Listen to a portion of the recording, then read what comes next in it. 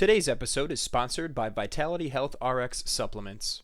Whether you're an athlete, a busy professional, or just someone looking to prioritize health, Vitality Health RX has what you need. With premium ingredients and rigorous quality control, their supplements support your body's natural functions. Visit shopvrx.com and use code FEELGREAT15 for 15% off your first order. Thanks to Vitality Health RX for sponsoring this episode. Now let's dive in. Welcome to the Feel Better, Feel Great podcast, episode 117, Hidradenitis Suppurativa, a very significant skin condition. I am Dr. Andrea McSwain. Before we delve into today's content, I want to remind you that this information is for educational purposes only. It is not a substitute for personalized medical advice, diagnosis, or treatment. Always consult with your healthcare provider. Now let's embark on this health journey together. So what is hidradenitis suppurativa? Well, it's also known as acne inversa. It is a chronic skin condition where there are very painful lumps that also can form into abscesses or cysts, which are infected. And this happens where the skin rubs together, happens in the armpits, the groin, the buttocks, and underneath the breasts quite often. It starts after puberty because there's a lot of hormonal influences, and it persists for many years. This can cause significant discomfort and impact quality of life because it is extremely painful. And it is also not acknowledged very often by the medical community. So oftentimes people are perceived with judgment that they are dirty or unkept, they have hygiene issues, when in fact something very serious is going on in their skin. The skin, of course, being the largest organ of the body. However, dermatologic skin conditions are often seen as superficial and easily resolved with simple products like corticosteroids. This is definitely not the case with HS. When I first learned about HS, because I'm not going to say hidradenitis suppurativa 100 times today, when I first learned about it, I remember actually it was named after a doctor some 100-something years ago, but it had been renamed hidradenitis suppurativa, and it was caused due to aluminum from antiperspirants. There were quite a few decades where aluminum was added to deodorants so that people would not perspire, possibly because aluminum is a significant toxic heavy metal. So when people had aluminum in their antiperspirant and they were putting it into their armpits, then it was starting to severely irritate and aggravate not just the tissue, but the immune system. HS is a severe skin and immunologic condition. When people were adding the antiperspirants, they were aggravating both the immune system and the skin. And then it was allowing for that problem to become chronic. Let me tell you about the first time I ever encountered a patient with hidradenitis suppurativa. She was a 27-year-old female. She was a single mom. She had come in to the GYN office because she was hurting very bad, and she was needing disability. She was already on disability because of the excruciating pain. Narcotics didn't help. She didn't want narcotics. In fact, she really didn't have any other options sometimes for pain relief. She had large cystic abscesses that were broken open in her groin creases. And it's at that time that I actually learned about the suicide rate related to this diagnosis. I really had no information for her when I met her. She was the one that first introduced me to HS. I then researched it from a conventional standpoint, but there was very little that I could do to help her. She said that she was avoiding surgery. She said how much she really wanted to go to work and that she really wanted to take care of her little boy, but it was virtually impossible because of the pain. Most of the time she would lay on the couch in excruciating pain with nothing to help her feel better. My heart went out to her as a doctor, again, but as a clinician, there was nothing I could do for her. And I did not feel good about that.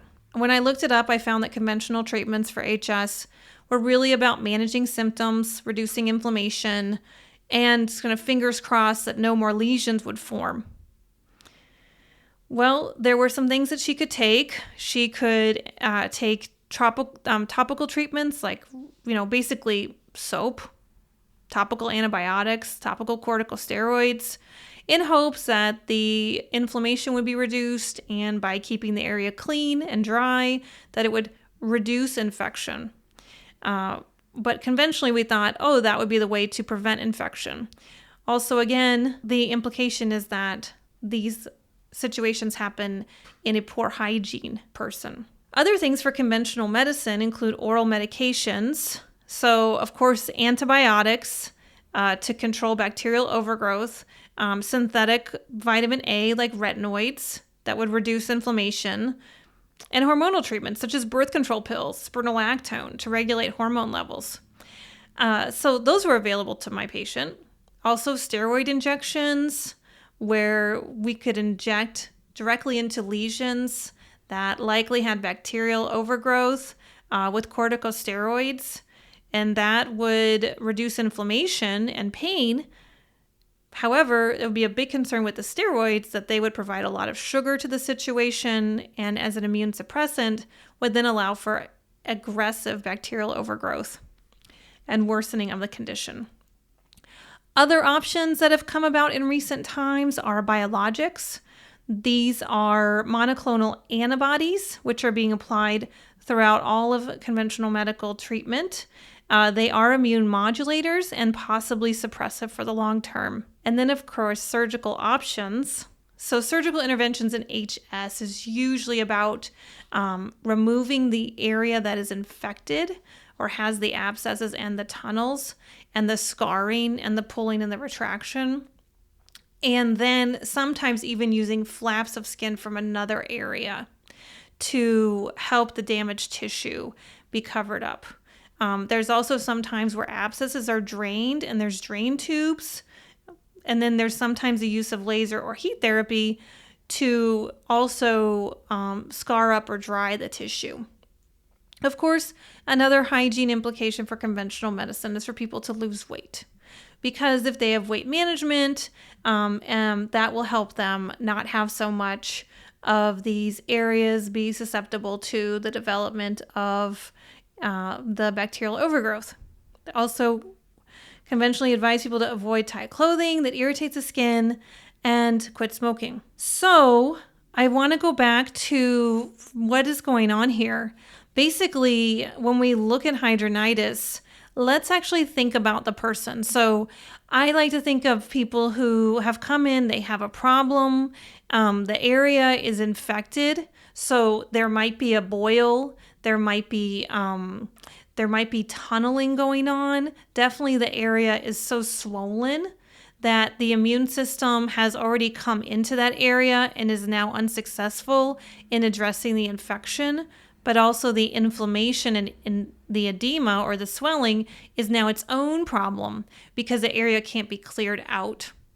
Another issue is that the swelling has now become a more fluid-filled area, which then allows for bacterial overgrowth to be elevated. Another issue is that sometimes this bacteria will tunnel deeper in. And so superficial cleanings with washes, etc., steroid creams, topical antibiotics are all at the superficial level. But so often this bacteria has now penetrated deeper into the tissue, especially when the tissue is swollen. So now this tunneling isn't going to be impacted by these topical treatments because these topical treatments are surface level. Then the bacteria has actually a healed level on top of it. And so it will actually then allow more tunneling to happen, more cysts to happen underneath. Then we get into issues of scarring and tissue retraction. That's when the tissue is very dehydrated, the area is very tight, And so there won't be as much movement available for the tissue to pump out waste, to bring in the immune system, to clear things out. And so that's a really important consideration. Then we look at areas that are sweat producing or glandular, which are much more susceptible to infection. There is a high cellular turnover there. There is a lot of moisture that's available. And so when that happens in those areas, they become a breeding ground for infection. So maybe we could just think about hidradenitis suppurativa as a bacterial infection that significantly penetrates the tissue deeper than just the skin level. When we think about that, we need to start thinking, how do we engage the immune system and also work with the lymph system? And I'm going to go right to thinking about lymph. So lymph is a very important way for the body to pull out toxins from the cellular and then the tissue level to then have to be pumped up to the top of the body, just like the circulatory system with the veins, and then has to be excreted out. The armpits play a very critical role in the lymph centers, as does the groin. So those places become kind of substations for what's happening in your body's ability to remove these toxins. When we look at lymph and then lymphedema, think about an idea of a swampy area where now the bacteria has a breeding ground. There's very little immune surveillance. So that means that there's not the immune system coming in to be able to serve as a defense against the bacteria. And so there is an overgrowth that is very significant there. And then thinking about also the fact that there's just constant reinfection potential in this area. This is very important when we think about the treatment options as we go from a conventional understanding, which again can include anything from topical corticosteroids and antimicrobial washes to oral medications, steroid injections into the lesions, monoclonal antibodies and other biologic therapies, and even surgical options that would morph the tissue, but probably not address the actual underlying or root cause. So let's think about some holistic therapies. So I can tell you in my practice, hidradenitis suppurativa has come up multiple times. And in several of those times, I have been the one to diagnose the hidradenitis suppurativa. I did some clinical trials with KPS Essentials with their products. We did work with a person or two that had hidradenitis suppurativa. Now, this was a lovely person. She came to us, and in her armpits and groin creases were large boils. There was scarring. There had been some surgical excision, so there was scarring from the surgical excision. There was scarring also from the tunneling and the abscesses that had opened up to the surface. It was rated as a very severe pain for this person. And what we started doing was seeing what kind of nutraceuticals could also serve to kill and remove. So again, nutraceuticals are very important because I really rely on this three-prong approach of nourish, kill, remove. When we are nourishing tissue, we can help with the cellular turnover and repair. And important nutrients there are zinc, other important nutrients for the skin, for any number of things. Chocolate, like including chocolate masks. There's a lot of benefit to using items that like crushed pearl or rose extract, all these things that support collagen and manganese and magnesium and so many different nutrients that can really support the body. And when that happens, that will improve your killing agents. Then we look at killing agents. And a nice killing agent, especially impressive with lymphedema, is vitamin C. So when vitamin C penetrates the tissue. So this is like a liposomal vitamin C, penetrates the tissue. It comes in and converts to a sugar-like substance. Now that's important because it serves like a Helen of Troy to these bacteria. The bacteria see the vitamin C, they get very excited, they eat the vitamin C, and then the vitamin C converts into a hydrogen peroxide and destroys these bacteria. Also, because of the vitamin C components, there's a significant anti-inflammatory component to the vitamin C. When it penetrates the skin, then the edema will lower, and that means we'll be able to work on removal. All these areas, nourish, kill, remove, can be very effective when working with KPS essential products because they are getting the body to remove the toxins. Now, does lifestyle play into this? Absolutely. Lifestyle is very important because in any case of bacterial infection, whether it's in the gut or the skin or the bladder, etc., we're going to have to make sure that lifestyle plays into this. So lifestyle is what we're eating, when we're eating, how we're eating. It's into how we're moving, whether it's joyful, whether there's some intensity, whether we're sweating. It's into our sleep patterns, our stress management, and of course, our relationships. And those are all really key factors for foundational healing. They are at the base of the therapeutic order, and they very much play into supporting circumstances like hidradenitis suppurativa. So those are some of the clinical aspects, looking at conventional and holistic therapeutics to better understand how to support patients with hidradenitis suppurativa. I definitely want to think about the individuals who suffer from this because they are very much ignored or they are offered a different diagnosis that is very superficial, like acne. So acne is, sometimes very difficult to treat, but it's much more surface level, especially bacterial acne. And hidradenitis suppurativa is definitely not acne. It is something where the bacteria has now taken over and is in part destroying this tissue. And as it destroys the tissue, it causes severe pain because it's open wounds. It's red hot. There could be some necrosis or destruction of the tissue. And it's penetrating deeper and deeper. And as that does that, it's recruiting the energy of the normal functions of every day into fighting this infection and into addressing the symptoms that are going on when someone is dealing with this very difficult long-term chronic condition. When that happens, it significantly impacts quality of life. Quality of life is kind of another way of looking at lifestyle medicine. So quality of life is the things that we do when we laugh, we enjoy ourselves, we have friends, we are eating healthy and moving with joy without pain. All those things are quality of life. So lifestyle medicine is often really about quality of life metrics. So when we look at how to address quality of life, then we often can look at how to improve our lifestyle medicine aspects.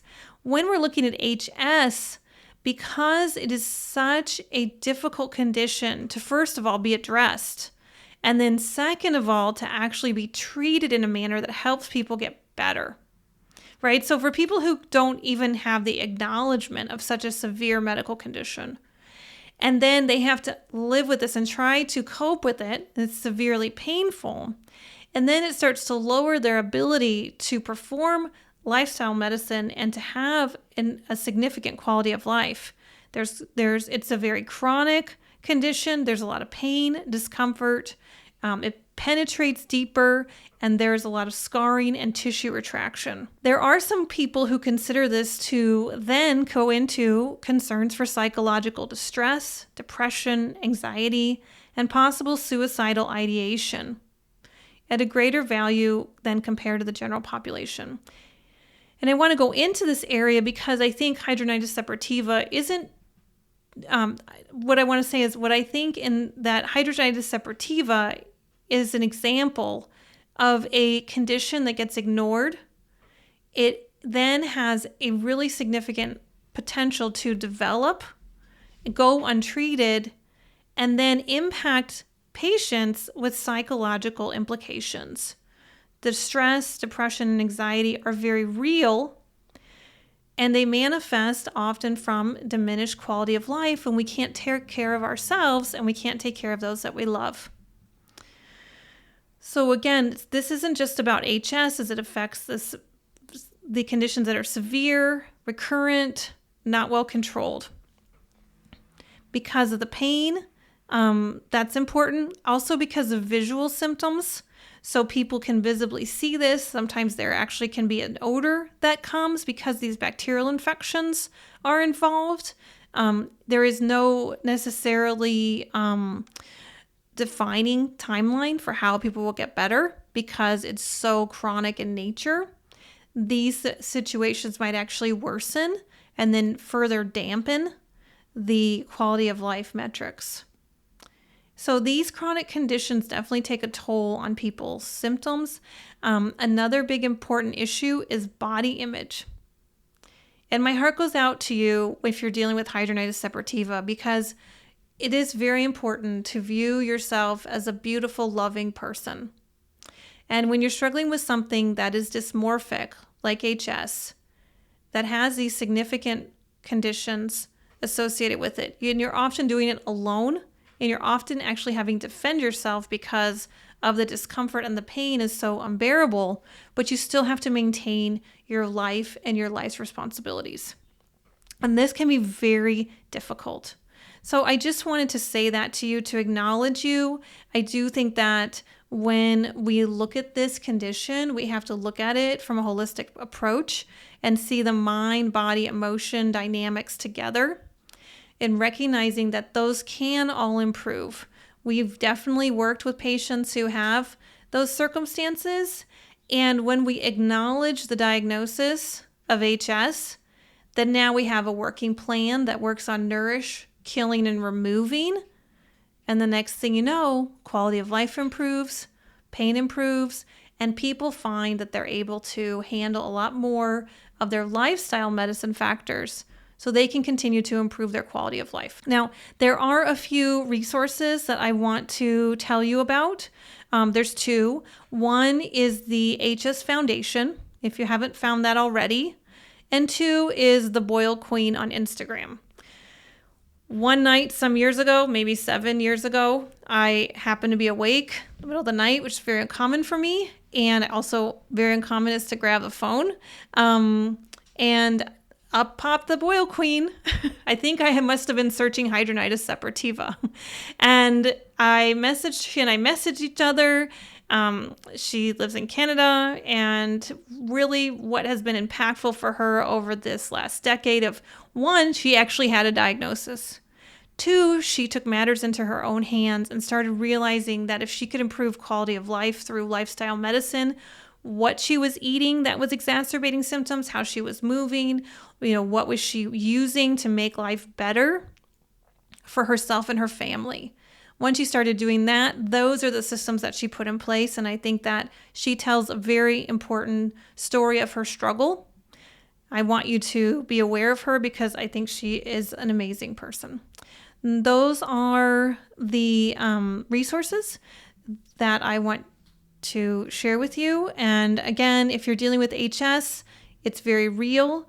Please, if you're listening to this article or this podcast, then take a moment possibly and search for some of these images on Google and see if some of these photos actually resonate with you.